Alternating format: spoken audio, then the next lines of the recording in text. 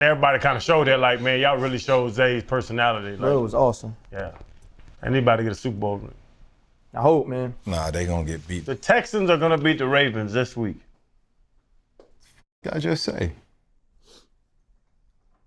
I'll take that bet. Well, bet. Money line. So you said, Nah, you gonna give me points if we money line? No. What did you say? You said the Ravens are not going to If we want to say money line, can I get odds? But you said, can I bet Freddie T. You can bet 2,000. I don't want the Ravens points. are about to beat the Texans. Because the Texans are gonna win. Right, What I want though, just like the book, why I'm gonna bet this motherfucker when I can go bet with DraftKings and get plus 275? I ain't got no VIG. Huh? I ain't got no VIG. No VIG. No VIG. I Give me the minus juice. 110. Give me the I will juice. bet you whatever you want that the Ravens whoop the Texans' ass. But you can't pay me even money. If I'm betting with That's the the way underdog, bets. That's the way homeboys bets you work. stay out of it. Why? You right. No, you pay. Freddie T. I'm with you when you're right. I'm gonna say my ASS over here. You see how he started shuffling? Yeah, I'm done. Yeah. That's a great Draymond moment. Just stay out of it. OG, Listen, Fred, there's no chance that the Houston Texans beat the Ravens. just like at you home. thought. At home with 2 weeks You off. thought the Dolphins were going to do some shit this year. We thought there wasn't a chance that the Jags would miss the playoffs at 8-3. Say something. It's always a chance. It's any given Sunday. It's the NFL. Don't give nobody else that money. Brother. Don't give nobody else that money. The Texans. Fred, don't give nobody else that money. Give me that money. The Texans defense is playing lights out. I know. CJ, they're hot. Love All right, CJ think about it this way. I love CJ Stroud. Do we Think have about a it this bet? way. I want to know. Do we have a bet? Because I What are we love betting? CJ If we ain't got no Stroud. I bet. understand what you're saying. D'Amico Ryan, I love him. Alabama, they were friends. Alabama. The Ravens are about to whoop their ass. Make it 500 light. What does that mean? $500, bro. Just light. Got light. All this traveling the pivot, doing in all these podcast shows. We got gotta have $500 laying around somewhere. Just give me my money now. You might as well give my money now. Hold up, limitless. Take a stomach, got pin in it. I fought the head to witness it. Get my people feeling militant. Way I'm feeling, get me up. On the mission, get me up. Knowing me, I got the key. Only vision I can trust. Trust, limitless. Take a stomach, got pin in it. I fought the head to witness it. Get my people feeling militant. Way I'm feeling, get me up. On the mission, get me up. Knowing me, I got the key. Hey, You suck. let's go. Yes, sir. Welcome to the freaking playoffs. This is the pivot. Happy Friday, boys. What's up? It's good to be with you guys again. This is for those of you who don't know, which I'm sure you do, which is why you're here. This is Channing. This is Fred. I'm RC.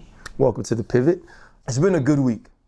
Can I acknowledge something? I just want to acknowledge this, right? Because I read all the comments. Bro, they say you are the OG GOAT hoodie man. They say you got the dopest hoodies, bro.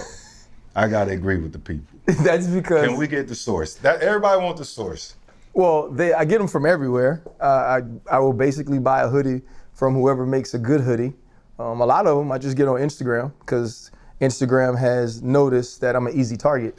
So they just pop up a sponsored hoodie spot and I say, hey, I'll go here and buy it. And then what happens is people see the hoodies and different hoodie companies send them to me and I wear them and I shout them out. And so if you have a dope hoodie company and you want me to wear your hoodie on the pivot, contact me, DM me, and I'll wear it. Back to the week, man, I don't think people understand how difficult podcasting is. I know Freddie T takes calls all the time, you as well, Channing, and it's always, how do you get your podcast to pop? How does it become popular? How does it become successful? And Chan, you've said it from the beginning, it's about the people, right? I think with us, obviously it starts with Alicia and then us three, all the people behind the cameras who travel around with us and help us do the job. But I think the most important part of what we do, especially when we're interviewing, is our guest. And you never know how it's going to go. Dez Bryant was our guest this week and he was just magnificent. I think he was open and he was vulnerable, he was funny. But the thing that so many people are talking about his show for is when he read the poem or the piece about generational curses. And if you listen throughout the show, when he talks about the things he went through with his father and his stepmother, the things he went through with his mother and how he is actively trying to break those curses for his children because he didn't get that in his life. In the moment, you don't ever really know how things are going to resonate in either one of you. And watching the way people have received it, what do you think about that? It reminded me of the Jonathan Owens and Simone Biles episode a little bit, only because that clip is traveled so much, and it didn't go in depth, much like what you just mentioned there, because it kind of stemmed from him or Dez explaining how he came up. You know, his challenges coming up in a household where he said his mother, grandmother, you know, they sold drugs and all those different things. And then I kind of presented him with the question of how do you stop that from happening? How do you get your children to not have to go down those same paths, for lack of a better thought? I think Dez, you know, it reminded me of the Michael Beasley episode and what the pivot really is. Just raw, uncut, very transparent, and really just vulnerable. I thought Dez did an amazing job of just giving of himself. And for everyone out there that might see this, I want you guys to just take a moment to really just go and view the entire episode if you've only seen that clip. It was just a beautiful episode, just Dez opening up and allowing you guys to come and see him outside of just being a football player, but the man, the son, you know, the friend, the brother. For me, RC, it was what I love about being on this podcast. It made me think about Pow Pow. Y'all know what Pow Pow is? Pow Pow is what a spanking is to my kids now. We talked about it before, actually. I would say it's over a year ago, but like spanking your kids. Because I got spanked. You know what I'm saying? You get spanked, you act up, you get popped. You get hit. And I even have little Chaz at 3, and he knows what Pow Pow is. So even when it's like, time to go to bed, I don't want to go to bed. And I'm like, okay, well, you can get a Pow Pow. But he was saying that curse, the generational curse, because I got spanked. You can't say beatings anymore and all that stuff. Like, there's an extreme to hitting the kid, but there is physical repercussions if you do it. And it really made me think about that, because a lot of people say it, and you know, my dad, my mom, different people be at the house and they be like, you still spank your kids? Yes. Yes, I still spank my kids. I don't beat them. It's not aggressive, but that's what I'm saying. So the Crowder Pow Pow, it really made me think about that when Dez was talking about that. And that was the thing that came up, and I never thought it would come up. And that's a good thing, like Fred was saying about the show, where it made me think about that. Like, you know, you can reprimand in different ways than spanking, but if your ass ain't going to bed, I'm still gonna put that hand to you. And that's why I mentioned the Simone and Jonathan clip, because people just allowed it to be right there at surface level. You know, I think if some people saw this clip with Dez, a lot of people thought it was beautiful, but then you also have people that said, nah, I'm gonna discipline my kids differently. I'm gonna put that belt on their ass. Like, how do you get your kids from saying no, you know, and being disruptive? So that clip, it did remind me of that too, Chan. Like, it wasn't a clip where he was saying, you know, be soft to your kids, but take time. You know, take time, be a parent, learn how to understand. But he also finished it off when he said, listen to your children, more so than doing those other things that he said he did in that piece. So I just thought it was beautiful altogether. The biggest part about that is experience provides perspective, right? And Dez's experience was that he didn't get those things as a child. Right. And his perspective was he didn't want to be that way. And so that story, or whatever you want to call it, that paragraph is something he uses to remind himself of who he wants to be. And I don't necessarily know if you have to read those things or live those things to the letter of the law, right? There is going to be a time where your children may do something where there is a conversation that may needs to be had before they go to bed. And if they have to go to bed with that on their mind, the thing you want them to do is go to bed with that on their mind, because you can't live a certain way and be successful, which is our jobs, right? Our jobs ultimately in the end as parents is to help create and support successful adults, right? Adults that in some way add value to the world and other people's lives. That's our job, right? To not raise freaking degenerates. Yes. That's our job. And whatever it takes to get there in the context of loving your children, that's what you do. I think the listening part is huge as well, because as parents, because we love them so much and we feel like we have more wisdom, and having that wisdom, you attempt to impart that wisdom before hearing what they're going through. And for me, man, you know, just with going through different things in life, I got a text from Jordan and Logan this weekend, and Logan wanted to have a conversation with me. And to not go too in depth into the conversation, for the first 15 minutes, I just sat and I listened. And then when I felt like parts of those conversations, she got to be a little bit womanish, I said, hey, look, I'm still your daddy and you're gonna respect me. Mm-hmm. Just because I'm listening to you doesn't mean you can take advantage of that and speak to me like I'm one, as your parents used to say, one of your little friends, right? But as you continue to have those conversations, man, like you realize that it's not only about what you say to your children, it's about what you do, right? Like your children are watching. Your children are learning. Your children are listening.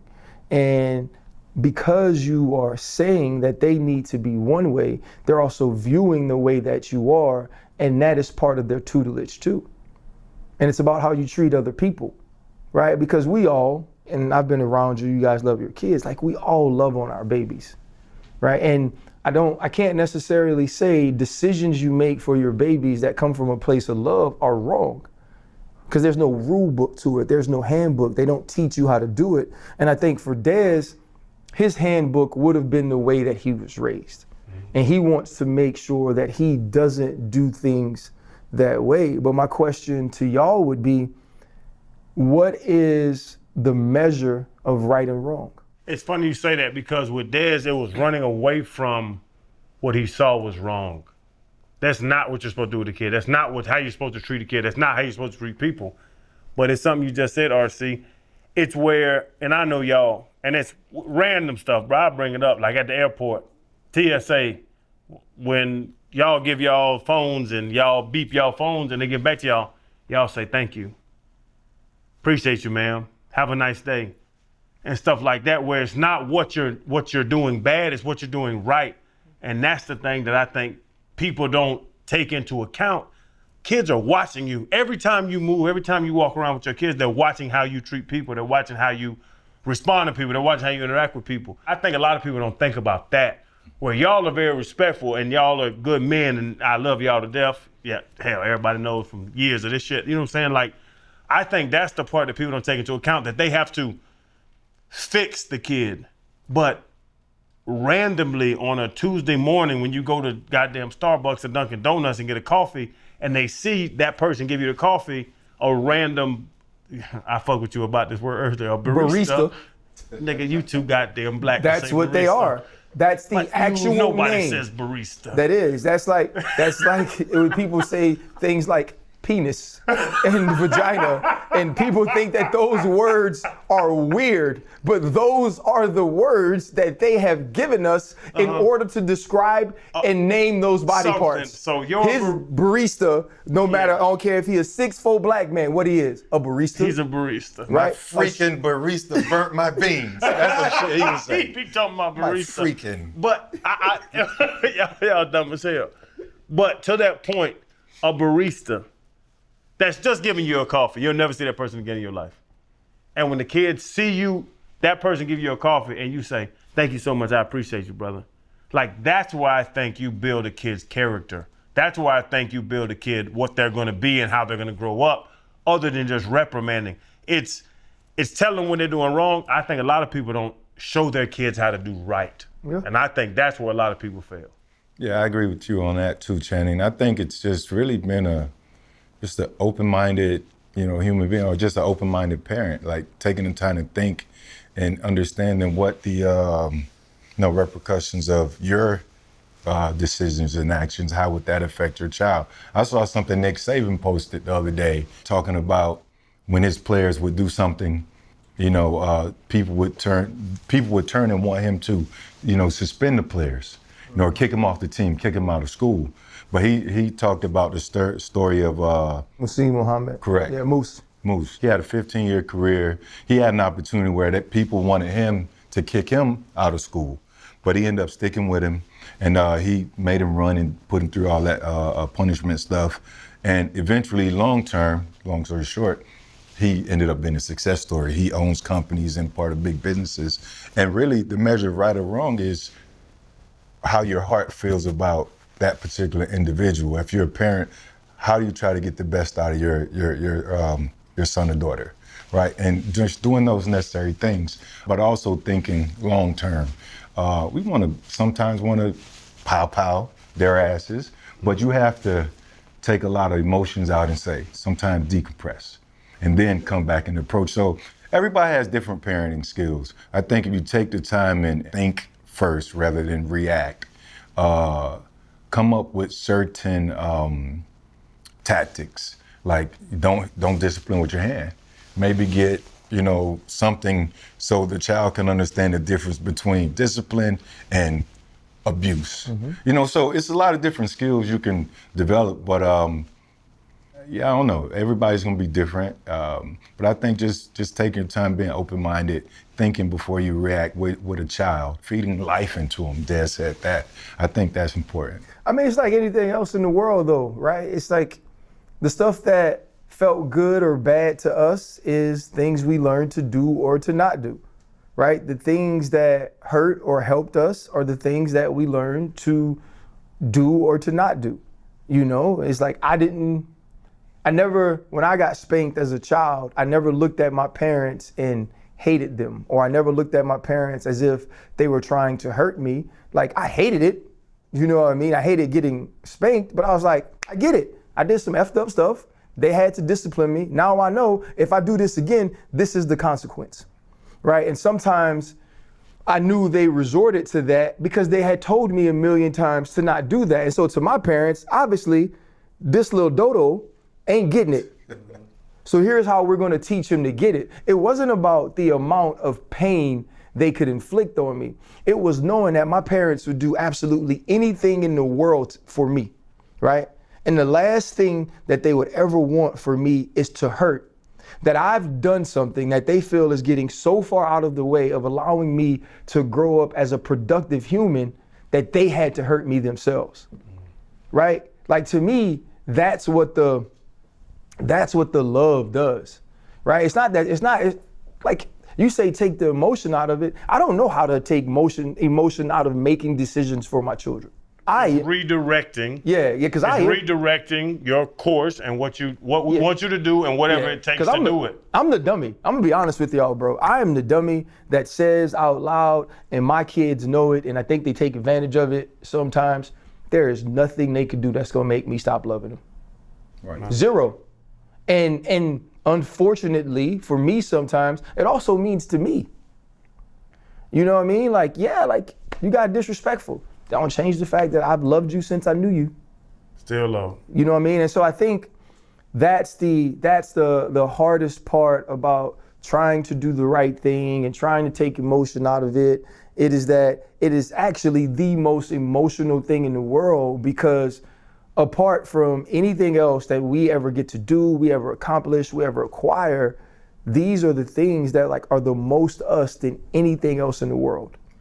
Right? And you see yourself in all of them in different ways. And then they're all different, right? Which would work for one of the little dummies, don't work for the second little dummy, right? And then by the time I got to the third little dummy, I was so tired, I wasn't even trying. I was like, you know what? You're right.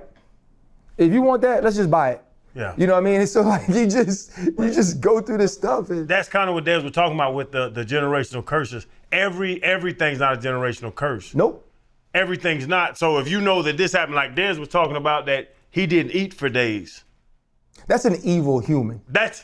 No matter what your kid's doing, you gotta feed. You know what I'm saying? That's an evil human. As a grown man, a grown woman, think about that when you're disciplining your kids or when you're raising kids. Like, whatever you saw, you can see what's doing it. I might give y'all two motherfuckers pow, especially you talking about you can't spank them. I'm gonna pow your ass in a second, Fred. Hey. But Hey, you're only as cool as you treat people. that's man. Don't gonna be do me listen. like Fred, always fits. We gonna roll around on this goddamn floor when I pow your ass in a second. But you sound like you want to pow me Hey the guys, wrong way. I'm saying. Pause. You gotta. We're gonna roll around on the floor when I pow your ASS. Why y'all gotta make everything sexual? That's what you be talking about, man. I don't be ain't talking got about no time for sex, that. Fred. Everybody knew pow was a spanking. Hey, speaking of pows, you know who got a pow? Dez's former team. Uh-oh. Ooh. Ooh. Here's what's funny about it. We had to cut like 10 minutes out of the episode, right? Because we shot it last week. We put it out on Tuesday. We did a whole thing on the Cowboys winning, how great the quarterback had played, the fact that he had the Ravens in the AFC. Who do we pick out of Lamar Jackson and Dak Prescott? Who would win the Super Bowl? And he was great on it, like NFL analyst, great on it. Locked and in. chop that. But we get here to say, do you feel vindicated in your thoughts that Dak Prescott could not win a Super Bowl? He's never going to. He's not going to. He's not made that way. There's certain people. Dak is never going to carry a team to the Super Bowl. And that was the point I was making. We've seen 12-win seasons out of Dak. We've seen that. 36 wins. They have the most regular season wins in the last 3 years. You're going to get to the playoffs, and you're going to put up 7, 19, 12 points. And I think that's what they put up over the last 3 years. And they're not going to do it offensively. Overall, and I see a lot of people talking about the Dallas Cowboys franchise, where what Jerry Jones has to do, a lot of people jumped on that. Could Bill Belichick be there? I don't think Mike McCarthy's the guy. I don't know how y'all feel about that. But what's the answer to Dallas? I do not think Dak is the answer to Dallas, and that's why I got so much criticism 3-4 months ago, and you saw it. Dak is not that person that's going to take a team to the Super Bowl. I really feel that way. I honestly hope Dak proves me wrong, but I would bet money he doesn't. Fred? Hey, you remember when we had to call HR to tell HR about HR for making certain comments? It seemed like you were right. But never is a strong word. I put never in the hate category. I don't like to say I hate, and I don't like to really say never. You know, Dak did prove you. You know what I hate? Wait. The fact that the Dallas Cowboys never played in the playoffs like they played in the regular season. That is so Don't true say never, now, because man. Fred's going to get mad at you. But not never, because you got to go back to the 90s. So of recent years, maybe you can say that. But never, that's still not accurate, and it's not true. We can actually go and find research that will make that comment invalid. Are you talking about when they were beating Jim Kelly? I'm talking about. Fred, you're he talking said about never. Jim Kelly? That never falls into that window. Yes. I don't Bro, know. that's Jim Kelly's 172. Who cares? Never is never. Right or Fred, wrong? I'm just trying to prove franchise, that. America's Fred, team. you are correct. That's it's all not I like know. if we're talking about the Jacksonville Jaguars saying they've never won a Super Bowl. Well, you are correct about that. There you go. And they have not been around as long as, let's say, the Pittsburgh Steelers or even the fucking garbage-ass Miami Dolphins. Now you gonna get mad at I'm me just- about the dog. no, Now that's you wanna just get me mad at being me. sensitive. You wanna be mad at me. Y'all talking about my team. I got to defend my guys. I'm gonna But call Larry Zonka to the come bottom whoop your fell ass. out. How about Larry Zonka whoop your ass? The bottom fell out, but let me make my point. Until Dak can show me otherwise, or the Cowboys can show me otherwise, I got to feel kind of like y'all feel. And that's so strong for me, man, because I root for Dak.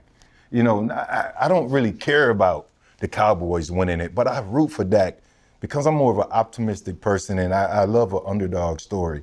And I want Dak to go out there and prove people wrong. And he had hit a stride where we thought, okay, this was it. So my expectations for Dallas was different than previous years because we saw Dak doing things that he hadn't done in previous years, even in the regular season.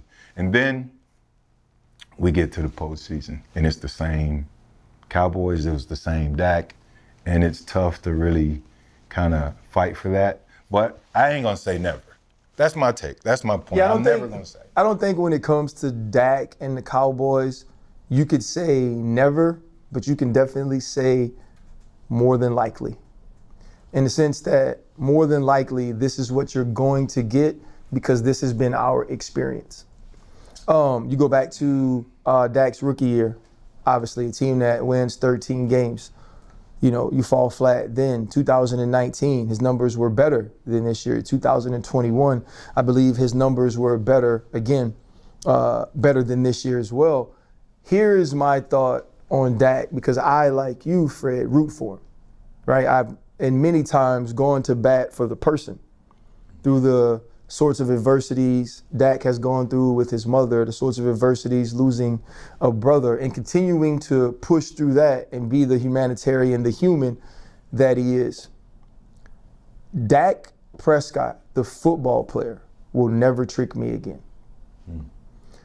I let him fool me throughout the regular season, and I said he was different because I felt it was the leadership. I watched him change who he was both publicly and on the field after the San Francisco 49ers game, the way that he addressed the media, the way that he took accountability for his team. Those are the things you want from a leader. Those are the things you want from a captain. And I think the other thing Dak did was fooled himself. How you say that? Yeah. See, what happened to us in Pittsburgh was, just to get off the subject for a second, we stopped enjoying the little things because we were champions. We had experienced so much success. And Coach Tomlin would put plays on film on Wednesday, and Debo would make a great play. Troy would make a great play. Kiesel, me, Ike, whoever it was, and we wouldn't celebrate because it got so routine. And for us, the North Star was always the Super Bowl. So it was hard to enjoy the moments that led up to it because those were expected. See, for Dak and the Cowboys, those aren't expected because Dak, this is new for you, right? You haven't played in a way where people actually believe. And so to me, it started to border on the line of arrogance, entitlement. You win the NFC East, the reporter asks you, where's the hat? And you like, I'm thinking about bigger things. I want bigger things. We all do, right? But it's you earn that and you can wear the hat, and it should be applauded that other people are wearing the hat. It should be noted that you guys have had this accomplishment, because without this accomplishment, it's hard to get the next accomplishment, right? It's hard to get that stair step. And I feel like he put himself there. He put the team there. They got the feeling of being there before they were there because they've never been there. And when I hear Jerry Jones say, I'm amazed that we're here, it tells me that all throughout that building, they felt like losing was an impossibility, which we all know when you start to feel like losing is an impossibility and you aren't preparing in a way where you're expected to get punched in the mouth. See, it's a difference, right? Think about if me and you squaring up, I know we got an issue, I know we got beef, right? And you punch me. I'm expecting that. I'm waiting on it. I'm ready for a reaction. I'm ready to block it. I'm ready to move. If I'm just walking down the street and I think we cool, and for some reason you got beef with me and you haul off and steal on me, it affects me in an entirely different way. Yeah. It was like they got stole on. It was like nobody told them it was a fight, because to them— And they grabbed their pearls. Right. You know, and like they never rebounded. And so now, like, how do you ever believe in them again? There's nothing. I won't analyze Dak Prescott and the Dallas Cowboys again during his tenure through the first 18 weeks of the season. I don't care what they do. They can win all 17. 17-1. They can win all 17 games. 16-1, whatever it is. Yep. Some dudes think they can do it and some dudes can't. Do whatever you want. Some people can't create an orgasm. I told you it goes back to sex with you, bro. Some people can't create an orgasm. You can lead up, you can dance around, you can do whatever, put on whatever clothes you want to, wear all the stuff, crazy stuff, put on outfit, and everything's leading up, and you doing good. You 7-1, you 8-6, whatever it is, 10-2. And then you have to create that orgasm. Orgasm? Orgasm. Pow, pow. And you can't. It's know what it is? It's like when you get to that don't stop right there, but you've been there already, and you gotta stop. You know what? Has anybody ever heard somebody say deeper, and you got your whole pelvis inside? I ain't got no more. I ain't got nothing left. How can I go any further? Like, you confused. Yeah, deeper. Bitch, it's over for me. I ain't even got nothing left. Have a baby. That's what the Cowboys are. When you doing your best The Cowboys deep. and you say deeper, they're not gonna go deeper. That they can't get the playoff coochie. They in regular season coochie. Here we go. The Cowboys can tell regular season coochie. The boys say, "Here we go." Never saw this so sad. They say it sound like, "Here we go." I think though it kind of just goes to the point that, man, like sometimes it ain't for you, you know. And the other difficult part is, right, Dak's a lot better than some of the quarterbacks that have won Super Bowls. He's better than some of the quarterbacks in the playoffs. You know, and when you look at that, you almost like, that's sad. But let's really think about at least the playoffs we saw this weekend. If we're taking one weekend, you go, is Dak Prescott better than Jordan Love? No. Is Dak Prescott better than Matthew Stafford, who went for 365 in a loss back in Detroit? No. Is he better than Jared Goff this weekend? No. Is he better than C.J. Stroud Is he the this best weekend? quarterback in Texas? Is he better than Patrick Mahomes this weekend? Right? He's better than Tua. Better You know than what I Tua. mean? Is he better than Baker Mayfield? Not this weekend. And so I think, like, when you look at that, the bottom line is this, man. We are all judged when it comes to, maybe in life and maybe in football, and in football for sure, we are all judged on who we are in the biggest moments.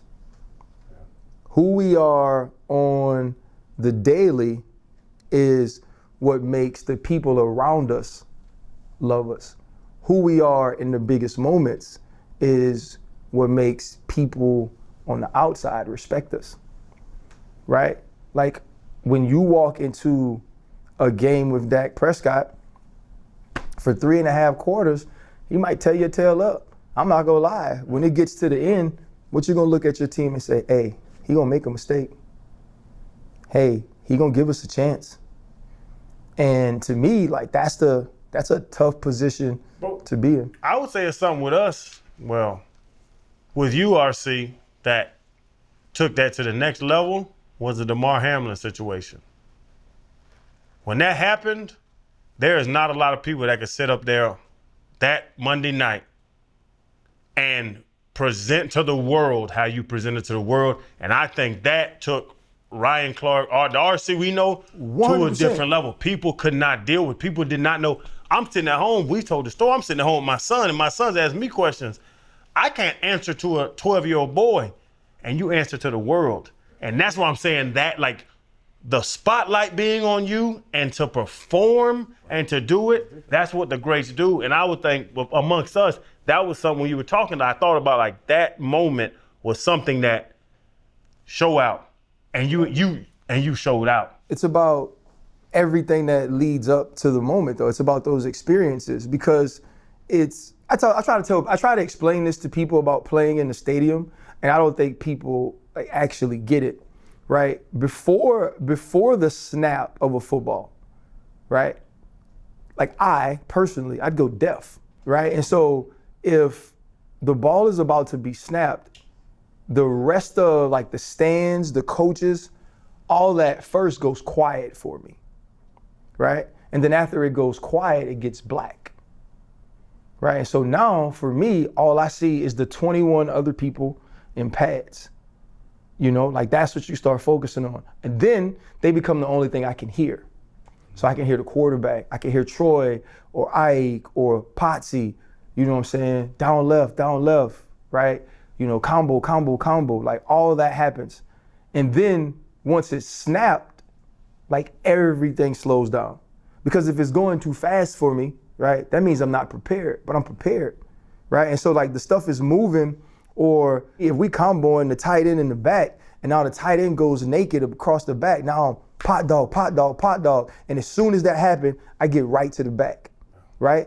Or they throw the football and I know I gotta be inside out. Ike's forcing, I go inside out, I make the tackle, and then as soon as I hit the ground, everything turns back on. right? That is what, and I'm not talking about like being great in that sense, but that is what the greats do. Like Tom Brady knows that there's 20 seconds on the clock, but 20 seconds on the clock is not affecting Tom Brady. He's not living by that clock. He's living by what I have to accomplish in that moment. What happens to the other people is when they walk into the stadium, they walk into the stadium like, this is a playoff game, right? Instead of walking into the stadium like, I have been preparing for this for the last 18 weeks. This is just another game. And I think those things make it difficult. Like you say, which I get, right? And I appreciate, both of y'all, because y'all always say very kind things about me. Like you were like, I was presenting to the world, but really I was just talking to Scott. You see what I'm saying? Yeah. Like in that moment, it was, well, who else had played a football game and almost lost his life playing that game? Not many people, you know what I'm saying? Who had to recover from that and find a way to play again? Not many people, right? Who was actually in the hospital or who had actually said their final prayer, at least that they thought, that then was told, well, you might be able to play again. Do you still want to try it? That said yes. And so to me, it was like, I just got to tell that story. The problem with Dak is when it's time to tell his story to the world, he sees the entire world instead of finishing the story. And that's it. Like when you win a Super Bowl, you just told a story. You know what I'm saying? You can't worry about everybody else until you write the book. And I think right now, if you look at this book, the mother effer, you know how you watch a movie and that whole start off hot and then it don't have no climax? Yeah. Yeah. And for your analogy, it'll be she got you right, but yeah, nobody nothing.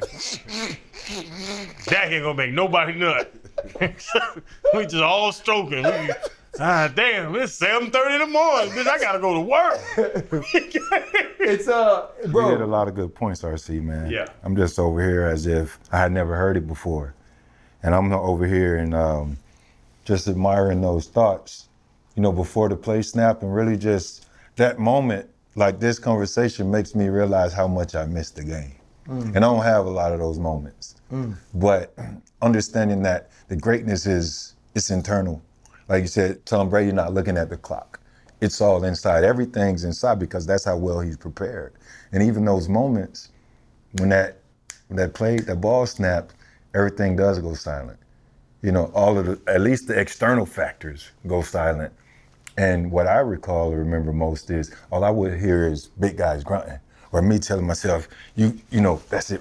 Just those quick thoughts, me talking to myself within those 4 seconds. Then after that 4 seconds, 5 seconds is up, it's and all of this. You can kind of gauge or know how the play was and this and that according to the fan, man. So I appreciate that trip down memory lane because I don't go there often for a lot of reasons because I don't want to go or fall into depression. And so I just kind of blew it off but I definitely missed the game, man. It's crazy. And quickly, both of y'all brought up Brady. People ask me all the time, what's different about Brady? Brady had the strongest arm. Brady couldn't make every throw and all that. But one thing I remember about Brady when people ask me about him was I would say no matter where the game is, no matter what the score is, he looked like visually, because you think about, I'm a linebacker. I'm standing this close to Brady on some plays. He looked like he was in the backyard throwing ball with his kids. He did, bro. I remember the year with him and Moss. What was that? What was him and Moss? 07 with him and Moss. I remember with him and Moss where he looked out and smiled at Moss because he saw it was cover one. And Moss hit our ass that year. Moss hit us with 3, I think, in Miami. And I remember him, and I'm sitting like you saying, we thinking about strong left, hey, tight left, hey, half. I'm trying to tilt the nose guards to the fullback, and I'm just doing all that. I'm yelling at the safety, and I'm panicking. And I look across and look Brady in the eyes, and he looks at one, looks at Randy Moss, and he smiles, and they do a little sign, I got you. And he just sit back there cool and just kick his leg. And it was so calm. That shit is scary to play a You know motherfucker why? like that. You know why? I can go a few places with this, but my 2 years there for my cup of coffee, man, just sharing the meeting rooms, the practice field, the locker room. He did everything in preparation for the game, but he prepared for the game or for practice just like he prepared for game. He did everything the same. It was seamless. And when you said he was over there just smiling, because he already knew what was coming. There was nothing he didn't see in practice. And, you know, people talk about the Patriot way and Belichick and all this other stuff. You talk about two guys on the same page and communicating and just being overly prepared. It was those two. Yeah. So Who do you credit the most? In being there in 2 years, who would you credit the most for the Patriot way working? Don't lie, all right, Fred. no, Fred, I'm don't gonna lie. Belichick was great at. We win by 50. Fuck, I see 20 fucking errors right here. That ain't shit. Yeah, I should have won by 70. You know what I'm saying? And you have to have those constant reminders. The reminders that as soon as you walk in the building, you're at work now. We're gonna follow these 4 things when you come in the door. Shut the outside world off. You know, so he has to get credit for that, right? Allowing you to remove all of the outside factors and you just focus on this right here. Tom was Tom. Tom was amazing. I can see this guy outside of my eye. He wants me to say something else, but I'm gonna read my thought. I think on the field, Tom drove, you know, he was the driver, he was the caboose, he was everything. But I think collectively, that was just a perfect marriage. You don't hear of those often. I don't think it was the players gotta play, coaches gotta coach. But I think Tom learned a great deal from Bill and how to be a pro and how to go out and attack those moments as the pro as needed to be. So without Bill showing Tom how to come up and be a pro, I don't think Tom would be as great as he is. I think Tom can go to other places and still be a great fucking quarterback. But I think Bill Belichick having a young Tom Brady and showing him how to go up and be a pro and teach him how to prepare, I think that deserves something, man. That shit's cute, Freddie. I love you to death, Freddie. That shit's cute. So Belichick can call out the 12 mistakes that they make and y'all can do it.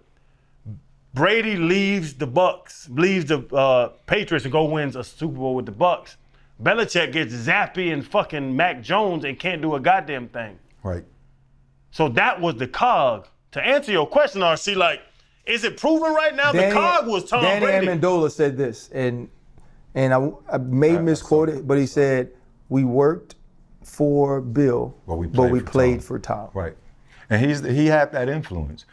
I am saying the development of Tom Brady and the greatness wouldn't be exact or what we witnessed without him having Coach Belichick in those early years to teach him how to be. I think what happens is it's like anything else. You know, you find somebody with the foundation of something. Like Tom obviously had this incredibly competitive foundation. He had these tools that eventually, if you were playing for Pittsburgh, became the uses of evil. But, you know, and then Belichick was able to cultivate those things and sort of create a mini Belichick in someone who was able, to me, I think, to communicate and live in a way where the people in that building followed it.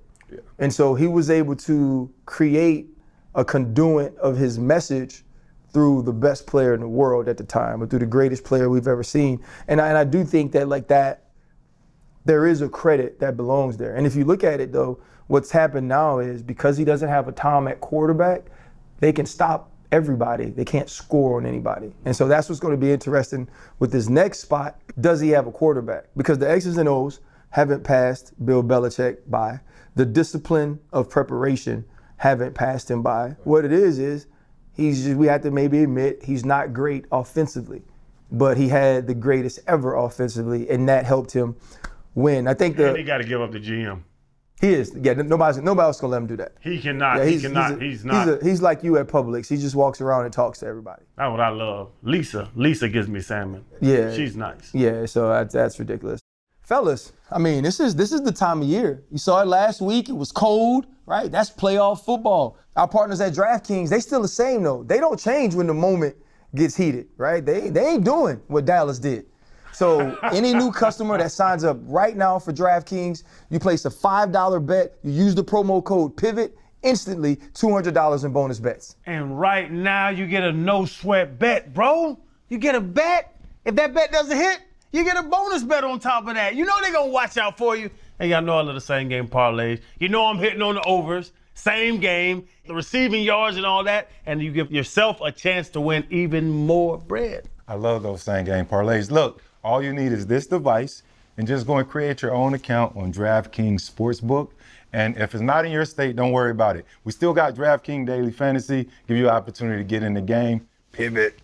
Hey, use the promo code PIVOT. Any new customer placing a $5 bet instantly gets $200 in bonus bets. This is the last week that Chan never played, but me and Freddie T made championships. I ain't never been nowhere.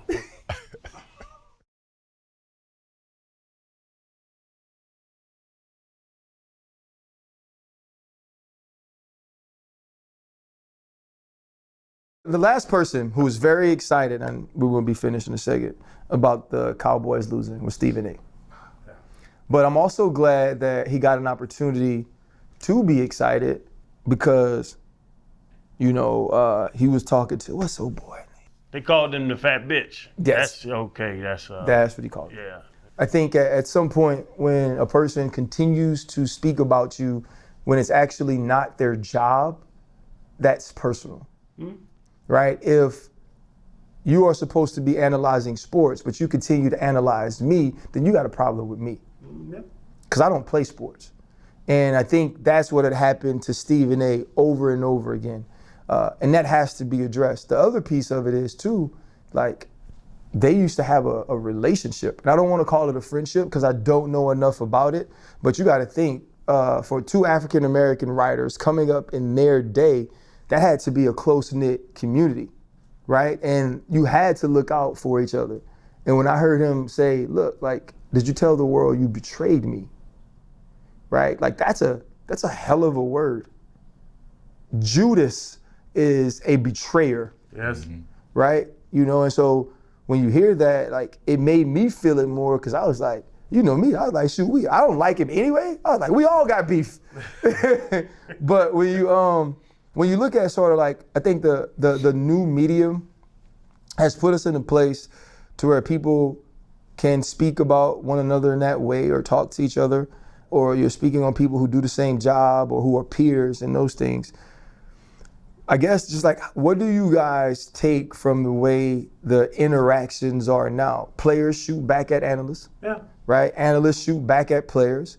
Analysts shoot at analysts. Colleagues shoot at colleagues. Why do you think that's become such a common theme now? Social media created it. Because you can say whatever you want at anybody and you don't have to deal with the consequences. And that's the thing with Whitlock. And the thing with Whitlock is different because everybody knows what side he chose. You can look where his platform is. You can look at it's crazy to say, bro. I'm not even political. You can look at the color of this motherfucker's mic. Like, you saw his side, so he jumped on a frat, and half of my arrests in Florida were fighting frat boys. So you get somebody that's gonna back you and you're gonna run towards something, people are behind you, you're gonna run towards it. I honestly love it. I think it's vile, I think it's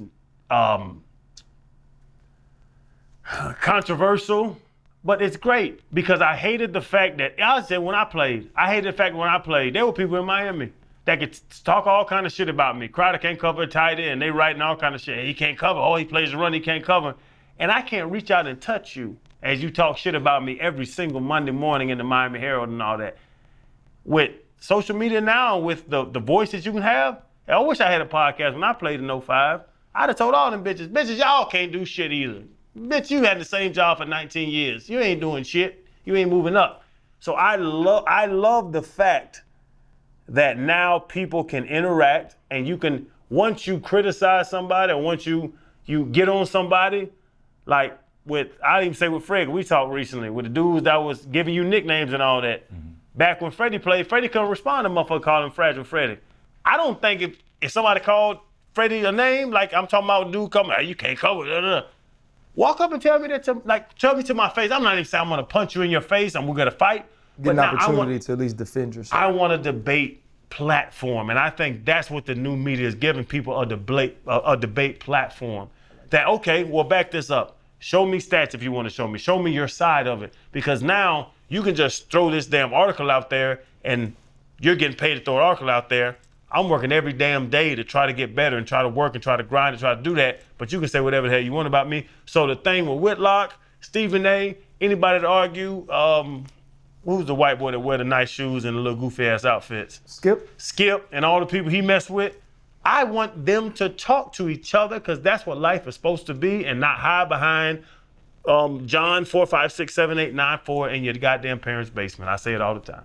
Yeah, I don't think social media created it. Yes, it did. I think social media exposed it. It allowed for it to be amplified. It didn't create it.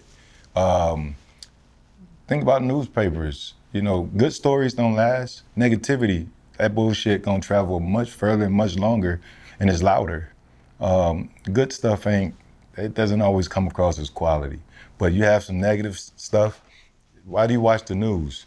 You watch the news to see where's the drama, what's coming on, what can I see, what bullshit happened today. And as it relates to Stephen A. and journalism, I think people just taking advantage of those moments just because they can. So that's exposure. They can be loud because they can be loud. But social media did not create it. You had a situation where, for example, Mos Def, you know, he said Drake wasn't hip hop. And he went further to say Drake sounded you can listen to him while you're shopping. So Drake kind of went back and said, well, no, I am hip hop. What it is in this day and age, it's certain views and certain, I'll read this thing that he posted, but he went back and said it's the older guys who are taking advantage of the moment. Journalistic world cashing out on negativity and discouraging the youth from finding their way more now than ever. The noise is all calculated. It's the truth. A lot of these people, Stephen A. say, and I'm with Stephen A., but when Drake mentioned being calculated, he took his time, gathered his thoughts, and said, all right, this is what I'm pushing out there. Because I hear he went to his preacher and some other family members. I don't know how true that part is, but this is what I'm hearing, right? Or what I heard. Within that moment, if somebody ruffled my feathers and I had time to go and talk to all these people and I got to ask this, not necessarily permission, but I'm consulting with RC, what you think about this? Chan, what you think about this? Now I'll go and think about it for a moment. I might diffuse the whole entire fucking situation. We come across that plenty of times with old boy and how we were going to respond there. But then we have times where we said, all right, fuck it. That's being calculated. So I don't think social media, going back to you, Chan, I don't think social media created it, but it certainly exposed a lot of negativity that people travel with or just beefs and issues that people have. And journalism is just not, long are the days of Stuart Scott having fun when you're out there talking about players and Boomer and all that stuff. People just get on, make they stupid, sometimes arrogant and ignorant takes and don't give a fuck about it. I think first off, I want to say, like, I hit Stephen A. I thought it was time for him to speak up for himself. I'm glad he did it. You know, I think it's not my place to say if your approach is right or wrong. Your approach is your approach. And I think those things are built based on who you are. You know, you mentioned our situation, you know, and for the longest time, I never spoke on it because it wasn't necessarily my situation. It became my situation eventually, and, you know, we were able to talk about it. I think even in that, though, I wanted to talk about it in an energy that was more based in fact than an energy of emotion, right? Because that means if I approach it in a certain way, or if my energy is at a certain level, that level of energy can be returned to me. And if it's returned to me in the wrong way, I know how I want to address it. Every response, or the responses, start to get more disrespectful, right? And as the responses start to get more disrespectful, to me, it now reaches back to the core of the person. Back when I was talking about AB, like I held that junk for 5 years because it didn't pertain to football. And then when it pertained to football, I said it, he had an issue with it. So he sends the tweet out. Whenever he sees me, it's on site.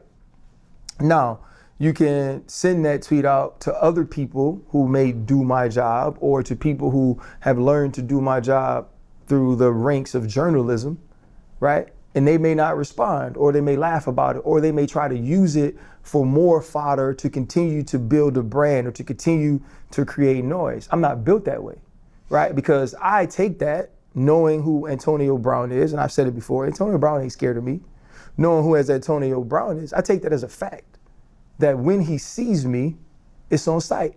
We got to right? lock So my thought was, hey, you got a private jet. You know where I live, right? Or we can go behind any random building, just get it done, shake hands and move on. And so I try to address people in the way that I think I'd receive it, because I don't want to incite something that may put me in a position where I got to make a decision. And I think, like I've had to learn, right, at 44 finally, I need to be too mature to think I want to have physical altercations with people. I need to mature out of that, right? But because of that, I also feel that like we can't talk to people in a certain way. And I have like never addressed, like I got this old dude that hates me on social media that DMs me all the time. He's like a 70-year-old Steeler fan. He's a Wiley fan, right? And so when I brought up when I was talking about Brandon Marshall and not walking around people, I guess he did something on this show where he said at a Stuart Scott event with Michael Eaves, I walked around him. And for me, it was, one, I've asked for your number, I've asked for your address, I've asked for all these ways for us to be able to have like a real conversation about whatever issue it is that you may have with me or we may have with one another. You've denied all those things and said that you are a verbal and social media sparrer. I'm not. I walk into Stuart Scott's event, it's for Michael Eaves, right? And so my first thought once I see him there is like, just ignore him, don't talk to him, doesn't matter, because he's already told you that he is not about that sort of in-person confrontation, right? So then we take a picture or whatever, he's behind me, he reaches out to shake my hand. And for me, I was like, okay, like this guy's reaching out to shake his hand. We don't have to have a conversation. I don't have to be fake. I'm gonna respect Michael Eaves. I'm for sure gonna respect Stuart Scott's legacy. I'm gonna shake his hand and go on about my business, right? But see, when you're losing, right, and someone else is winning, you got to use their name because nobody's going to listen to you unless you're talking about somebody that people care about. I see what you did there. Right? You see what I'm saying? Yeah. And so now, right, I have to fight against myself because my thought is I want him to know that I will never walk around him again any days in my life. Because I tried to respect other people and now you've disrespected me using it. And I think that has now become what the media is though, right? Let me be disrespectful in a way that I hope you have earned so much in your life or garnered so much in your life that you won't resort to things that'll take those things away.